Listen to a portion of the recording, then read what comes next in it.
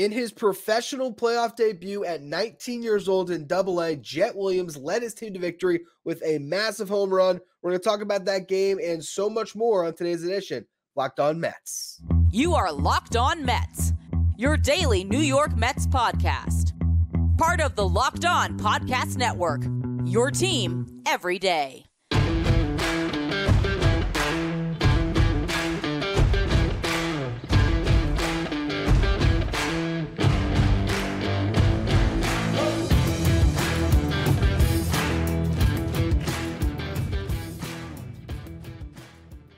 Hello to all you amazing Mets fans. You're watching Locked On Mets, part of the Locked On Podcast Network, your team every day. I'm your host, Ryan Finkelstein. If you want to find any of my work, follow me on Twitter at FinkelsteinRyan. Also find some of my writing at justbaseball.com, where I work as the managing editor. Today's episode is brought to you by Jase Medical. Empower yourself when you purchase a Jase case, providing you with a personal supply of 5 antibiotics that treat 50-plus infections. Get yours today at jasemedical.com. That's Jase, Jase medical.com. Now, if you're watching on YouTube, I just want to acknowledge that if you think I look horrible today, this is my flu game. I went on my trip, came back with COVID. So I'm quarantining, but still doing shows. And we'll see how this goes, because I'm sure the recorded version is going to be much longer and heavily edited compared to what you'll eventually see on the show. Regardless, I had a blast tonight. The highlight of my day was watching the Binghamton Rumble Ponies in a playoff game. And if you didn't watch, you should, because if you have the MLB.TV subscription, you can watch right there and see all of these top prospects on display on a relatively big stage. And Christian Scott took the ball for the Rumble Ponies, and he looked great. Okay, he was on a pitch limit of 40 to 50 pitches, according to Mike Mayer. Great follow on Twitter. He runs Mesmerize now. So follow him on Twitter at Mike Mayer 22. He said the pitch limit was 40 to 50. Scott got injured, about a month ago, I think, around that range. He came back. He's made a couple of starts and it's coming back, but he's also on an innings limit because he's thrown more innings this year than he ever has in his professional career. So you're only going to get him for a couple of innings, and he had to work under that limit, and he still got the Rumble Ponies through 3 innings, 47 pitches, 29 of which were strikes. He allowed 2 hits, one being a solo homer, but did not walk a batter and struck out 5. And man, this stuff is going to play, I'll tell you. And he really attacks. You love to see it. We saw some strikeouts on elevated fastballs, him dropping backdoor breaking balls. I mean, just a complete arsenal. And in a game that, again, felt pretty big, he certainly delivered up to the moment. After him, Luis Moreno gave the Rumble Ponies 5 innings of relief. He did give up a solo homer, but 5 quality innings. He's not necessarily what you would consider a top pitching prospect by any stretch, but he has spent the entire year pretty much in Double-A, pitching well over 100 innings. He has a 4.98 ERA in Double-A this year, but in this outing, out of the pen, he came up big, and Jett Williams came up the biggest. The Rumble Ponies had a massive 4th inning. First, it was Jeremiah Jackson. He hits a solo home run to tie the game, just kind of a screamer down the left field line that kind of barely got out. Then the bottom 4 hitters in the lineup all got singles. Hayden Sanger and Ryland Thomas each drove in runs with their singles as out of the 8 in the 9 hole in the lineup. It was interesting that Sanger got the start over Kevin Parada in this game. Just something that kind of jumped out to me. Is that because Sanger is a better defensive catcher in this playoff situation where down the stretch you're playing the top prospects most days behind the dish and Parada? Now in a playoff game, it's Sanger. It kind of jumped out, and I'll be interested to see if that continues to be the case throughout the rest of the playoffs.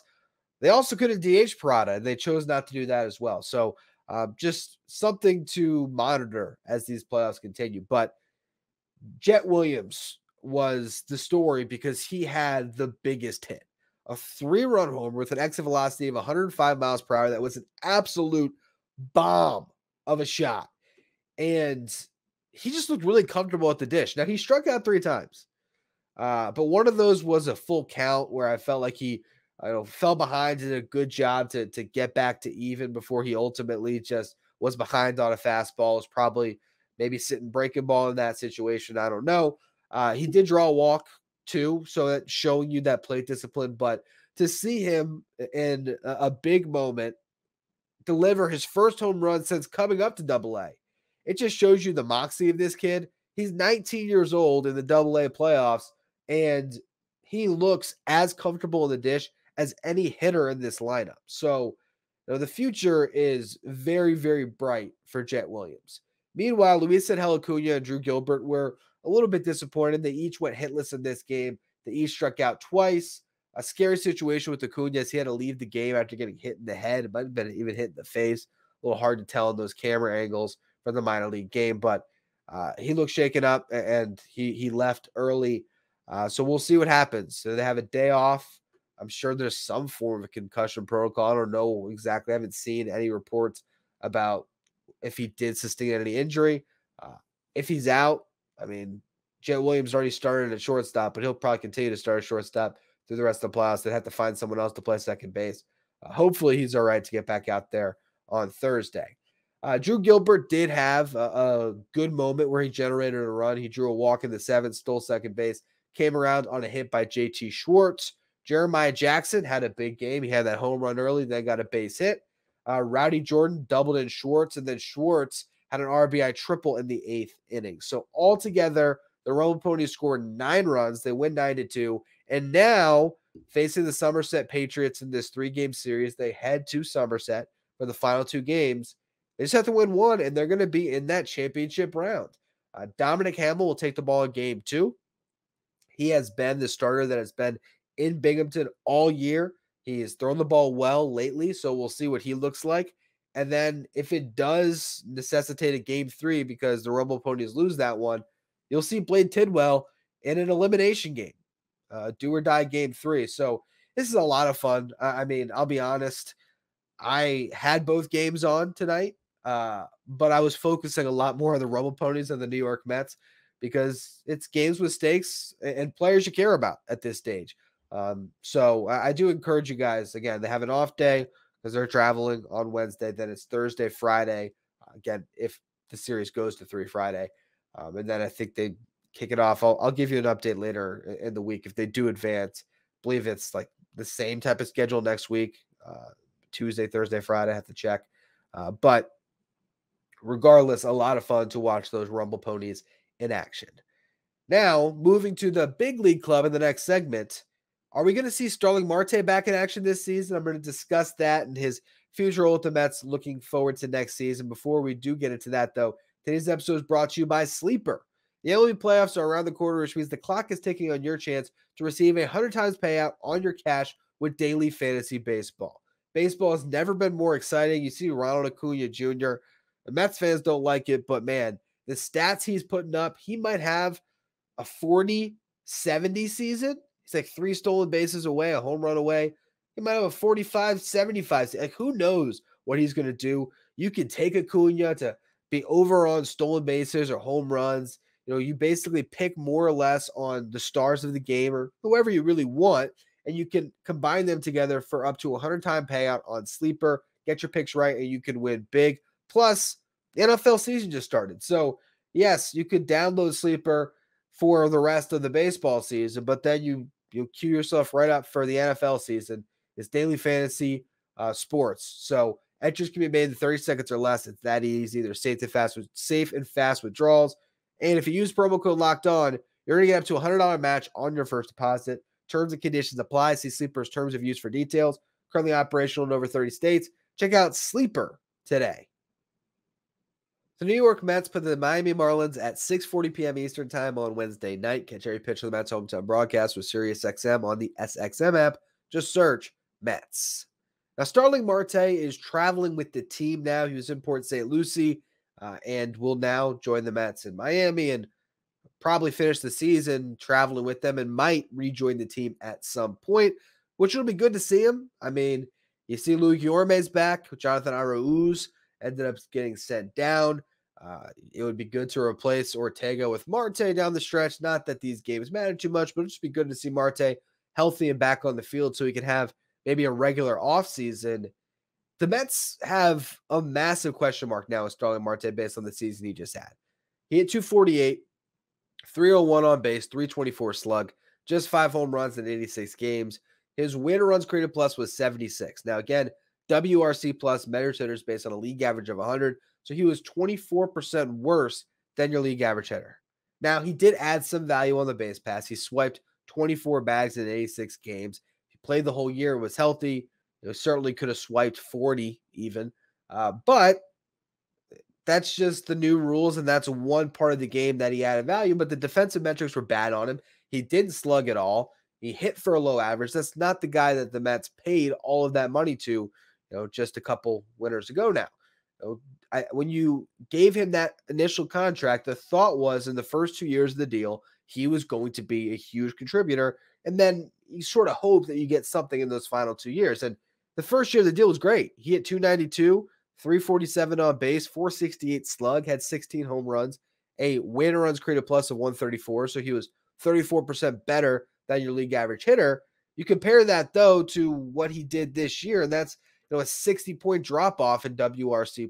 Now, granted, that's a league-adjusted stat for the given season, so it's not comparing direct apples to apples. If offense was more up last year compared to this year, it's not an exact science, but you look at the batting average and the on-base, dropping 40 points in both of those departments.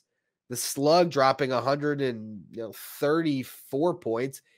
It's just been a horrible year. Now, the groin obviously has been an issue. He got that double groin surgery in between seasons. Remember, he made a remarkable return to play in the playoffs last year. I can't remember if that was on the groin or if it was a hand injury, but regardless, he did make a really great return and played well in that series, but has not been that guy at all this year. There's been little pockets where he would get hot, but just was not the same player. And over the next 2 years, he's making $19.5 million per season. He turns 35 years old in October, so you're paying for his age 35 and age 36 seasons based on a guy whose game has been predicated on speed and a guy that hits the ball on the ground a lot. So it's one thing where you're still stealing bases because you get great jumps. We have to get to first base. And there's a lot of times this year where it felt like Starling Marte was just slower getting down to first base, and the metrics will back that up. So that leads me to wonder going to next year, what do the Mets have in Marte, and how long of a leash does he have?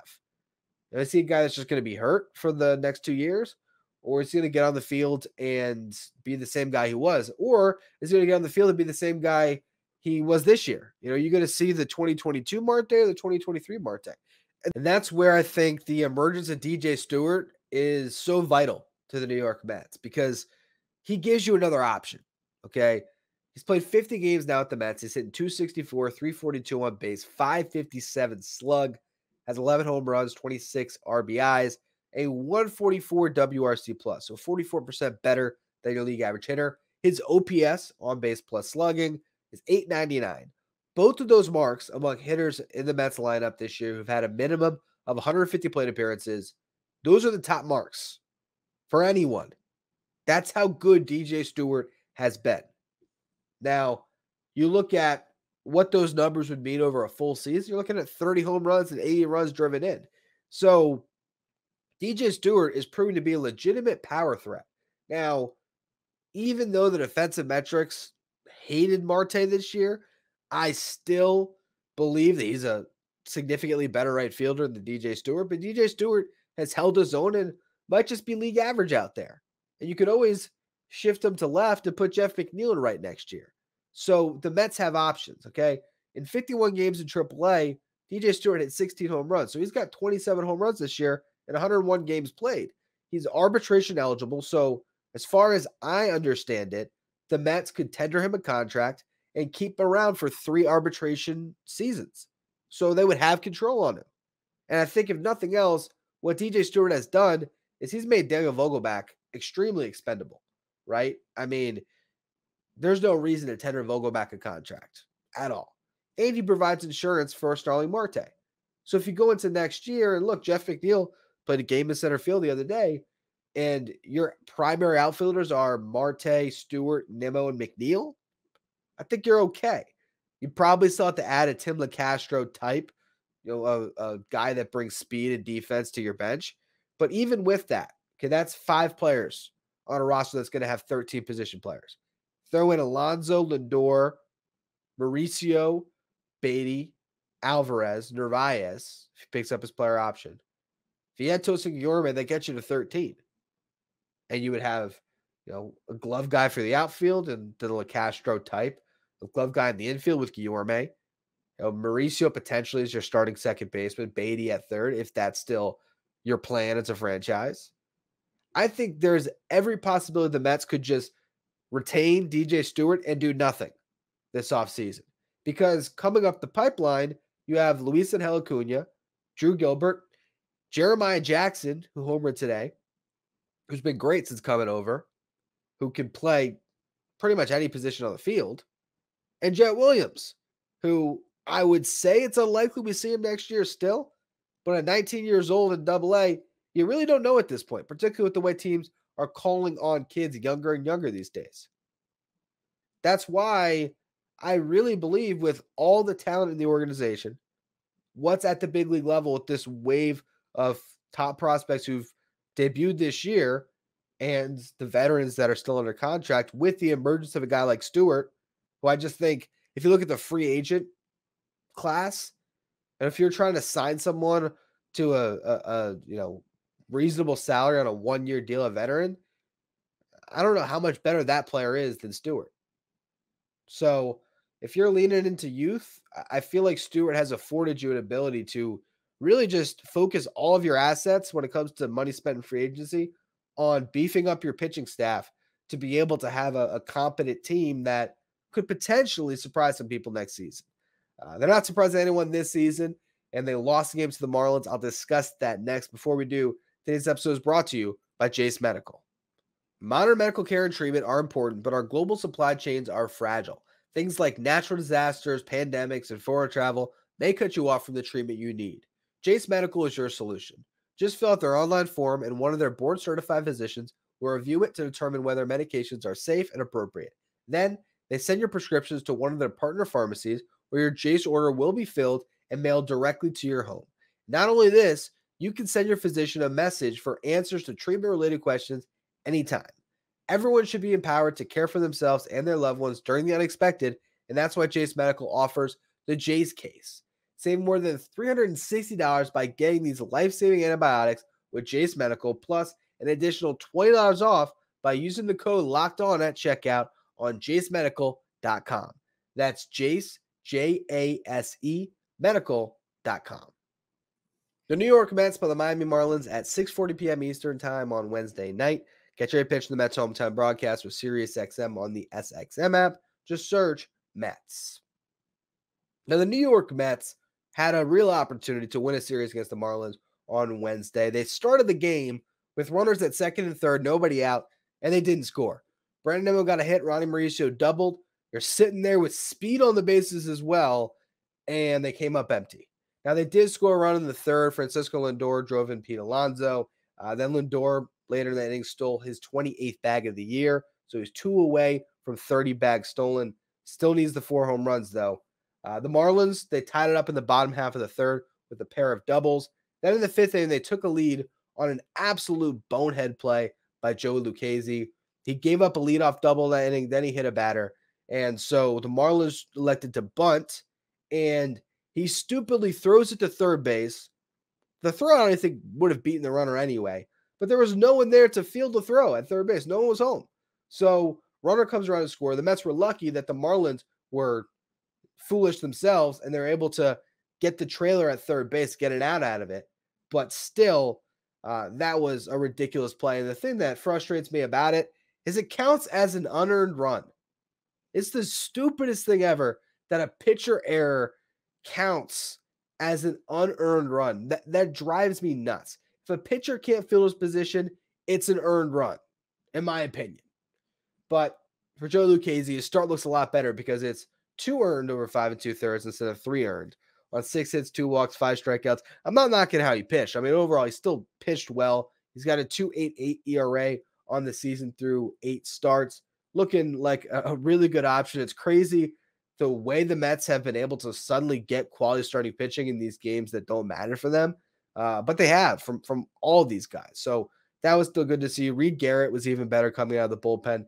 He bailed Lucchesi out of a jam in that 6th inning, gave him the final out. Then he got 2 more scoreless frames after it. But the Mets came up a little bit short. They tied the game in the 9th. Jeff McNeil leadoff double. Mark Vientos got another hit.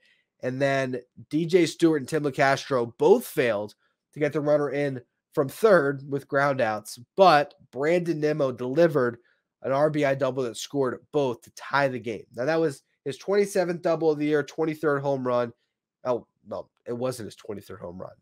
It was his 27th double. He has 23 home runs and 5 triples. That is a career high now in extra base hits. 55 extra base hits from Brandon Nimmo. Just a really solid season from him. And that was a moment where you thought, hey, the Mets tied it up. Can they pull off a win in extras? Unfortunately, they couldn't because Trevor Gott, once again, struggled. I don't believe the Mets will tender this guy a contract after the season. Really rough to see him just continue to come up short for them. Ends up hitting the leadoff batter who comes around to score on a walk-off single by Jake Berger later in the inning. The Mets end up dropping one that they definitely could have had. The Marlins needed it more, of course, and good for them. But it sets up an awesome game on Wednesday. Of course, you would like to see the Mets win that series outright and just really lean into this spoiler role. But I love the idea of a rubber match between Kodai Senga and Yuri Perez, and that's what we're going to get. So an absolutely outstanding pitching matchup. I probably would have been there if not for the COVID. Me and my dad would have absolutely gone to see Senga pitch, but we'll still get to watch it just from our respective living rooms. And it'll be fun to see those guys square off. Not as fun to listen to the Marlins broadcast, but I digress on that one. If you want to listen to the Mets hometown broadcast, you can do so with Sirius XM on the SXM app. For all you everydayers, tomorrow's show, we'll be recapping that and hopefully recapping Binghamton Rumble Ponies moving on. Actually, excuse me, it's an off day. That'll be Friday's show for you everydayers. Regardless, that's going to be all for today's edition of Locked On Mets. Make sure you follow, rate, and review wherever you get your podcast. Follow me on Twitter at Finkelstein Ryan. Follow the show at Locked On Mets.